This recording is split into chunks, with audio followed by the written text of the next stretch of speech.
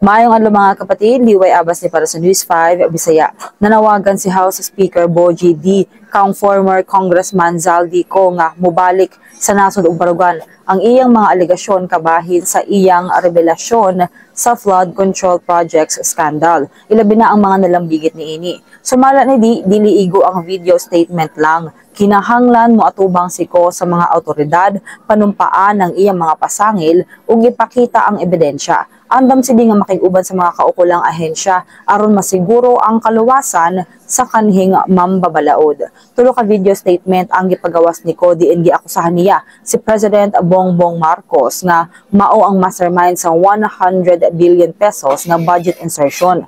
Gingon usab ni ko nga nakadawat og kickback ang presidente ug ang iyang igagaw nga si Leyte Representative Martin Romualdez ug gipanghulga siya nga patyon ni Romualdez. May buwelta ang palasyo nga imbento lamang ang mga pasangil niko. Gingon po ni Romualdez nga limpyo ang iyang konsensya. Kisa lamang tong update, magpadayon sa pagbantay sa social media pages sa News 5 para sa uban pang mga balita ug update. Amping tang tanan.